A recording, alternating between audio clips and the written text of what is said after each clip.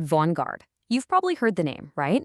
But do you really know the story of how this, well, kind of quiet company ended up becoming one of the most powerful financial forces on the entire planet? So let's get into it. All right, so when you hear most powerful investor in the world, what pops into your head? You're probably picturing some loud CEO on TV, right? Or a company that's just all over the financial news 24/7. Well, what if I told you the most powerful investor on the planet does absolutely none of that? It doesn't go chasing the spotlight. In fact, its whole operation feels like it was almost designed to be overlooked. Yeah, you're almost never going to see its executives making these flashy market calls or some kind of bold prediction. It's a strategy built on silence, just quiet, relentless execution.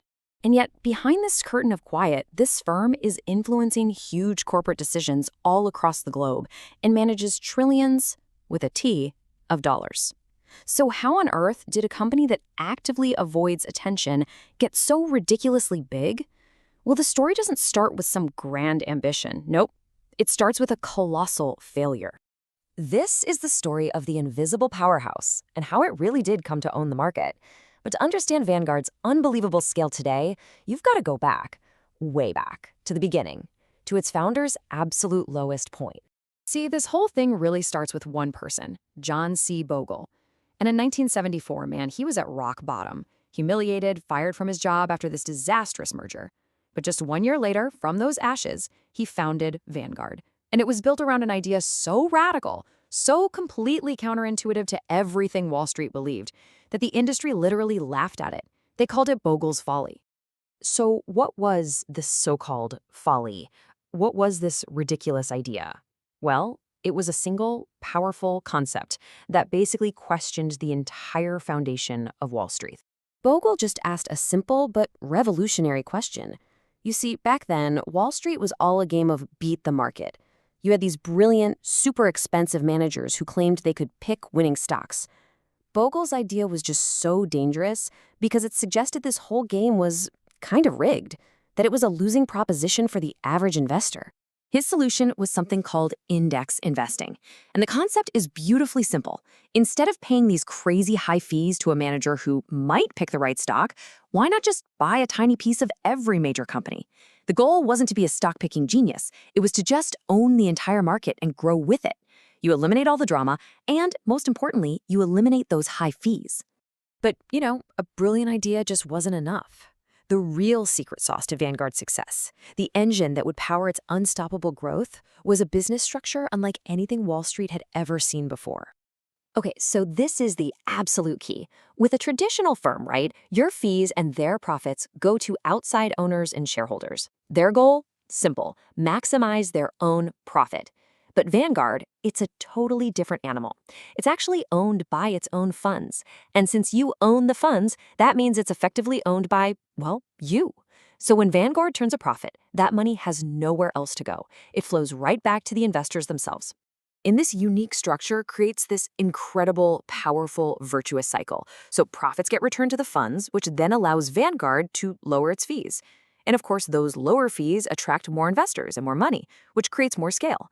And that increased scale, you guessed it, allows them to lower fees even further. It's just this relentless feedback loop, and it's not designed to make outside owners rich, but to constantly drive down costs for its investors. So what happens when you let this quiet, cost-cutting, self-reinforcing model just run relentlessly for decades?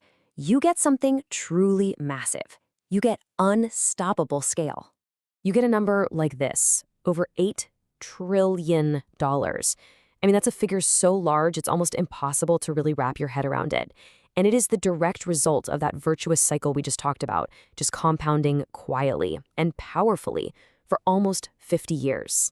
So what does owning $8 trillion actually look like? Well, it looks like this. Vanguard is a top shareholder not just in a few select companies, but in pretty much every major corporation you can think of. And it's not because it's playing favorites. It's because its whole strategy is to just own the entire market. And this is where the story really takes a turn.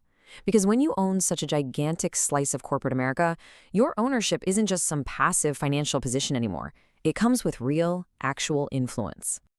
And that influence comes from voting rights.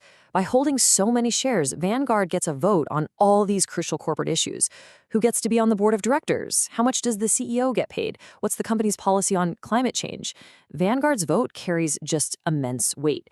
I mean, when one of the largest shareholders in the world speaks, you better believe companies listen. And this, right here, brings us to the central, critical question of our time. When one quiet firm has this much voting power across thousands and thousands of companies, does that sheer concentrated scale become a form of control?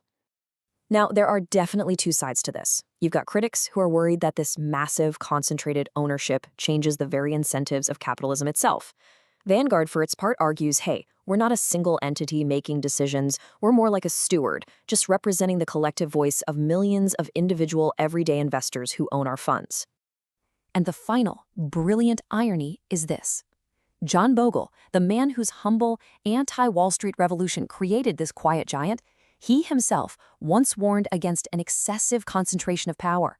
And today, his creation is one of the largest concentrations of financial power in history. A powerful idea that grew so unbelievably big, it now embodies the very problem its founder taught all of us to question.